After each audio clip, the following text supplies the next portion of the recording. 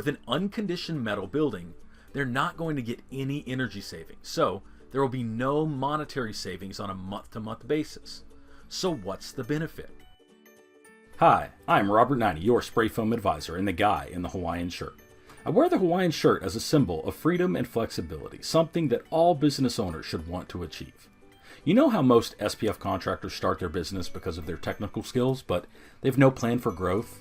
There's no consistency because decisions in their business are made on the fly. They are just trying to get through the day. And they are spread too thin because they do everything themselves. Well, what I do is help SPF contractors like that measure profitability, identify the key activities that drive success in their business, and create a game plan that develops consistency and growth. Let's get into it.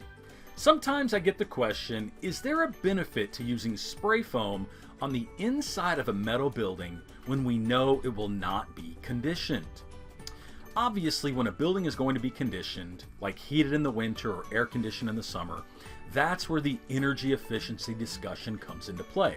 That's where the owners are paying for the operation of the building, they're paying for the comfort inside the structure, for whatever the operational purposes of the structure. They're going to be paying a monthly bill, and oftentimes when we talk about insulation, that is our expectation, that we are cutting down on a monthly expense and providing some form of savings to the customer.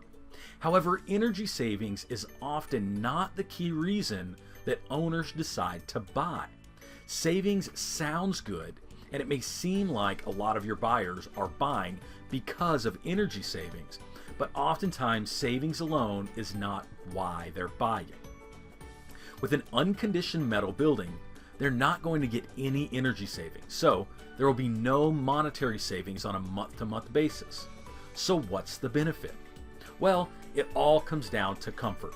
It's all a comfort situation. So if it's 100 degrees Fahrenheit outside in the south, the metal building skin could easily be as high as 150 degrees Fahrenheit. As the heat from the metal skin radiates to the inside of that building, the temperature inside the building can start to escalate throughout the day. If it's a workshop or some kind of big agricultural building that's going to be used for rodeos or dog shows or some other group event, the comfort of the attendees and participants is critical.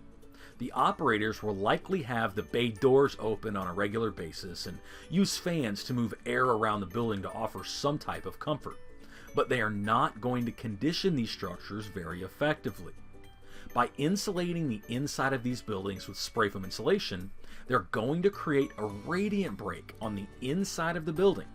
So when that 150 degree metal stays hot during the day, even after the sun goes down, the interior radiant surface is not the interior face of the hot metal. It is now the interior face of the spray foam insulation. Now, the interior face of the spray foam insulation is going to be closer to the ambient air temperature, so it's still going to be around 100 degrees during the hottest part of the day in the south, but it's going to be close to the exterior air temperature, which means a lot less radiant heat coming off of the building envelope. But if there was no radiant break on the inside of that metal, the radiant heat would come off of the metal and it would heat that interior space, and you would get a hotter environment inside the building, and in some situations the interior environment could be hotter indoors than the temperature outdoors. This phenomenon happens in traditional attics when the radiant load coming off of the roof deck heats the attic space and makes the attic temperature hotter than the exterior temperature. This radiant concept happens in attics, it happens in metal buildings, it happens in workshops, it happens in all types of structures that have no consistent conditioning, where a radiant load can build up and some of that energy can be radiated to the surrounding air on the inside of the space. So that's just a good tip to keep in mind. When you are working with an owner of an unconditioned structure, savings obviously is not a pertinent topic, but comfort for the occupants is going to be more relevant. Occupant comfort could be important in many different situations, such as guests in an arena for a rodeo, a farm show, or an agricultural show, guests and exhibitors in a convention building, workers in an agricultural building like an animal barn or a vegetable storage facility, or animals in a barn like a chicken coop or a dairy farm. Studies have shown that workers and producing farm animals are higher performing and get more work done if the environment they operate in is comfortable. These are some of the reasons that an owner would choose to insulate a building, even though there is no air conditioning or heating applied to that structure. Like this video and make sure to subscribe here on YouTube so you are notified when we release future videos.